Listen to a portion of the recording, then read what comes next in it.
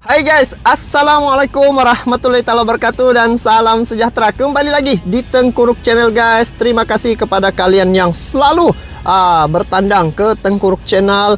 Dan tidak lupa juga kepada yang sudah subscribe Tengkuruk Channel. Terima kasih banyak-banyak ya. Jadi untuk yang baru datang ke channel ini, untuk makluman teman-teman ya yang menonton ini channel adalah berbentuk reaction ya.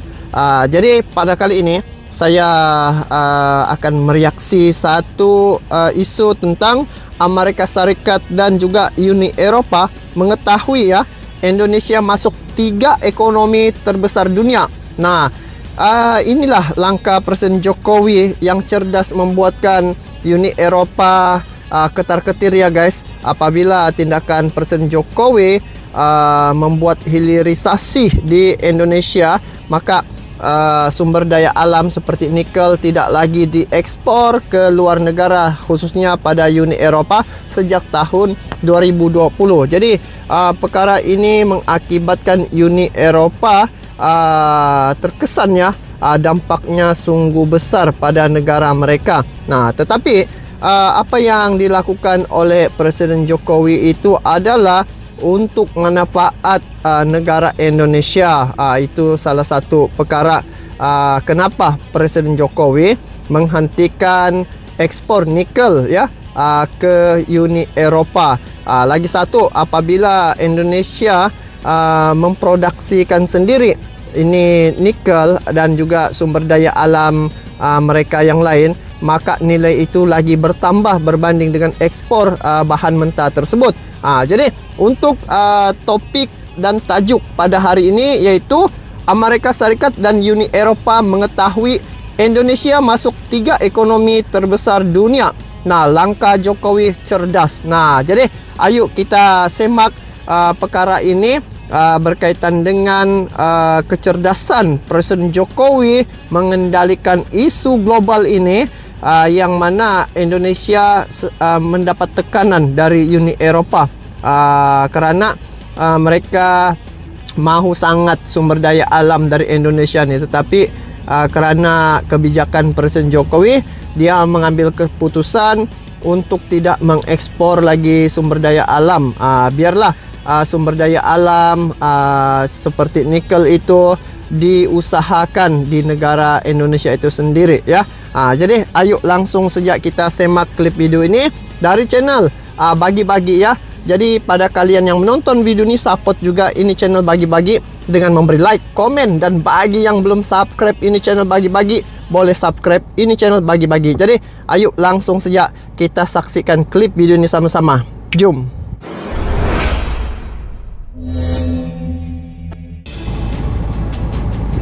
Halo sahabat Bagi-Bagi, AS dan Uni Eropa kejang-kejang.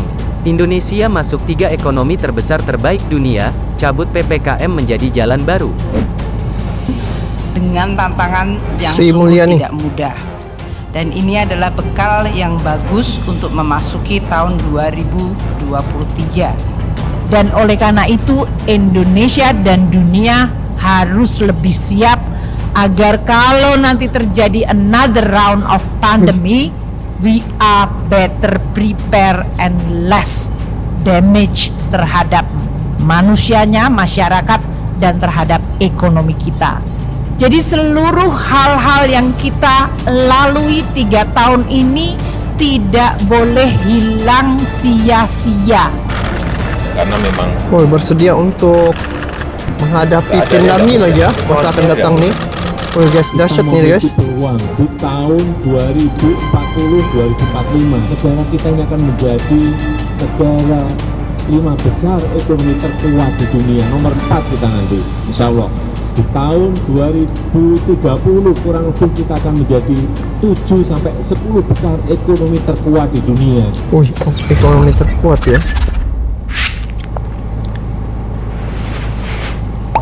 Sahabat Bagi-Bagi, jika kita ingin terus mewujudkan cita-cita Indonesia menjadi kenyataan, hal yang harus kita lakukan adalah terus berusaha dan pastikan hal itu tak akan goyah, mau itu goyah karena diri sendiri atau goyah karena masalah. Nah, Indonesia ini sebenarnya sedang digoyahkan oleh negara lain, bukan dari diri sendiri atau bangsa sendiri.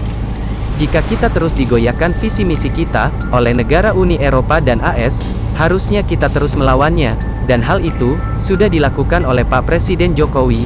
Makanya, beliau mampu membawakan Indonesia ke dalam persaingan antar dunia, hingga membuat negara lain yang tidak menyukai Indonesia menjadi panik dan kelimpungan, karena Indonesia juga sudah memasuki babak baru dengan keekonomian yang besar, sehingga membuat mereka keringat dingin, mau terus melawan Indonesia atau menyerah.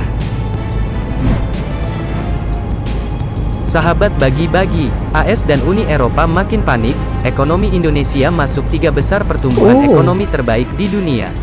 Presiden Indonesia, Joko Widodo, secara resmi membuka perdagangan bursa efek ternyata Indonesia ni dia punya ekonomi yang terbaik di dunia ya guys. Oh, 3 terbaik di dunia. Bayangkan guys.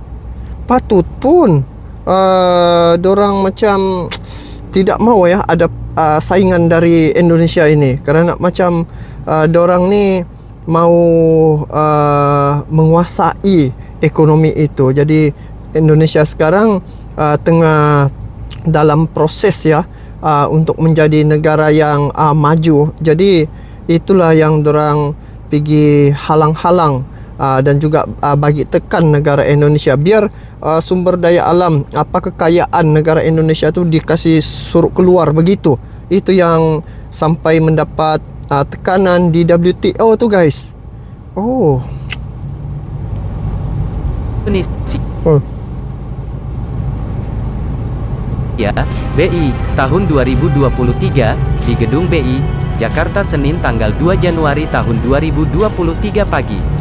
Dalam sambutannya, Presiden menyampaikan rasa syukur karena di tahun 2022, indeks harga saham gabungan IHSG mampu tumbuh positif di tengah penurunan yang dialami oleh bursa di negara lain. Kita juga patut bersyukur bahwa indeks di tahun 2022 itu mengalami kenaikan 4,1% dibandingkan bursa-bursa di negara-negara maju lain yang mengalami penurunan yang sangat tajam, ujar Presiden.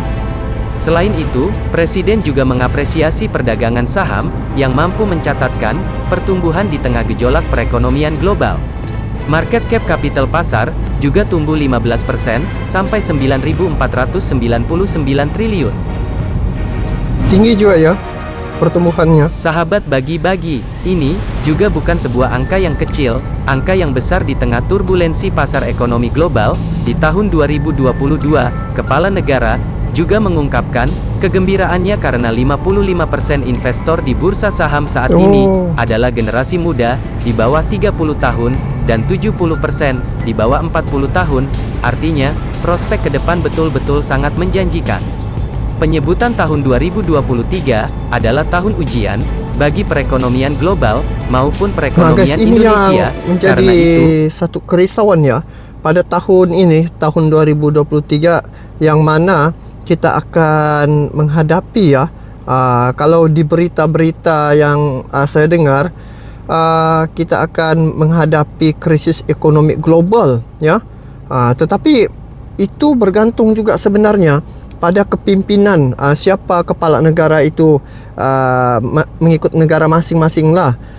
Jadi macam Indonesia ni, dia sudah prepare untuk menghadapi situasi yang akan bakal berlaku itu, yang krisis ekonomi global loh. Oke. meskipun optimis, Presiden Jokowi menekankan agar semua pihak tetap hati-hati dan waspada. Kita semuanya harus optimis bahwa kita bisa menyelesaikan tantangan-tantangan yang ada dan bisa mengarungi 2023, tahun ujian dengan ekonomi yang lebih baik. Presiden pun mengaku optimis, pertumbuhan Indonesia di tahun 2023 dapat mencatatkan angka di atas 5%, kalau tahun 2022 dipastikan sudah di atas 5%, tapi kita harap di tahun 2023 juga masih di atas 5%, ujar Presiden.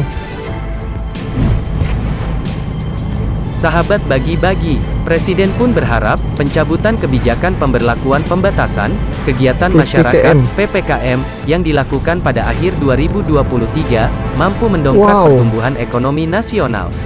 Pencabutan PPKM tersebut diambil berdasarkan hasil kajian yang dilakukan pemerintah selama 10 bulan terakhir dan dengan memperhatikan capaian yang indikator pengendalian COVID-19.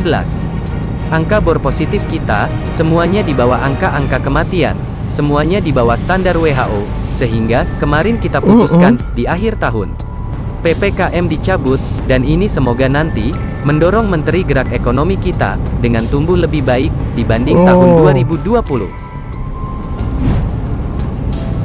Sahabat bagi-bagi, new normal membuat salah satu langkah Indonesia menjadi longgar kembali seperti dulu. Tetapi, hal itu malah menjadi hal yang baru, lantaran ekonomi yang dijalankan Indonesia berbeda dengan sedikit upgrade dari Pak upgrade. Jokowi, malahan Macam mana lebih tuh? ngeri sampai triliunan. Direktur Celios Bima Yudhistira menjelaskan, pertumbuhan ekonomi Indonesia pada 2023 diperkirakan akan mencapai 4,3% hingga 4,7% tahunan. Perkiraan ekonomi Indonesia yang berada pada kisaran hingga 4,7% tersebut melambat dari outlook pertumbuhan ekonomi Indonesia di tahun ini yang diperkirakan mencapai 5%. Faktor melambatnya ekonomi di tanah pada tahun ini karena adanya resesi global yang berdampak terhadap kinerja ekspor dan investasi. Sementara konsumsi rumah tangga masih menjadi penopang utama. Tantangan konsumsi rumah tangga pasca pencabutan kebijakan PPKM menurut Bima adalah tingkat inflasi yang masih di atas 5%. ya. Adapun mengenai terbitnya Perpu 2 tahun 2022, Bima menilai justru bertolak belakang dengan asumsi makroekonomi APBN 2023 di mana pertumbuhan ekonomi akan mencapai 5,3%. Kehadiran Perpu 2 per tahun 2022 tersebut, menurut Bima, justru menciptakan ketidakpastian kebijakan. Masalah utama dalam daya saing, salah satunya tingkat ketidakpastian kebijakan cukup tinggi. Investor bisa ragu betul lah, kalau investor aturan berubah-ubah. kena bagi keyakinan Padahal, pada investor. investor perlu kepastian regulasi jangka panjang. Idealnya, pada saat pembuatan produk regulasi, apalagi undang-undang, harus disiapkan secara matang. Sahabat bagi-bagi, kalian setuju atau tidak kalau dicabutnya PPKM akan menjadi jalan baru bagi Indonesia dan melesat akan menjadi negara superpower baru, melebihi negara maju seperti AS dan Uni Eropa yang terus menggugat Indonesia dan menghalangi jalan menuju negeri yang maju. Kalau menurut Mimin, jika mereka terus-terusan mengganggu, kita harus menyerangnya saja, walaupun hal itu perang. Merdekalah Indonesia seutuhnya, merdeka! Merdeka! Nah, guys, nampaknya mereka ya, Uni Eropa, Amerika Serikat sekarang ini dorang mengganggu terus tentang pembangunan ya, khususnya yang dinyatakan di sini untuk negara Indonesia. Bagi saya, Indonesia harus mempertahankan karena dia perlu juga ada yang membantah ya. Tetapi yang membantah itu kena tengok juga orangnya, macam mana negaranya. Dari segi kekuatan ekonomi, dari segi kekuatan militer, dari segi hubungan politik. Kalau di Asia Tenggara nih guys, antara sosok yang saya nampak ya berpotensi dan juga memang ramai yang kenal serta menghormati beliau adalah Presiden Jokowi guys. Jadi dengan ketegasan dan juga dia punya kewibawaan itu, suaranya begitu didengar ya, ataupun mendapat dampak betul terhadap Uni Eropa dan juga Amerika Serikat. Salah satu perkara yang saya nampak apa kekuatannya karena dia punya hubungan dengan negara-negara luar ya, di dunia. Negara-negara lain di dunia itu tidak ada masalah.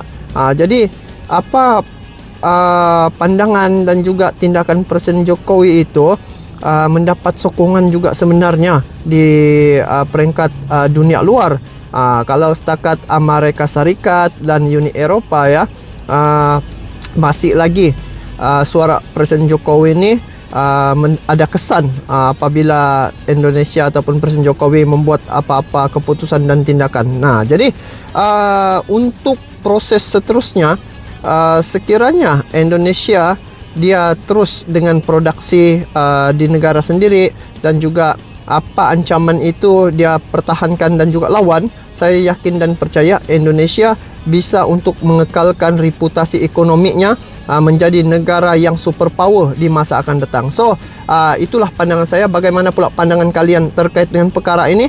Kalian boleh komen di bawah. Sampai jumpa lagi. Assalamualaikum warahmatullahi wabarakatuh.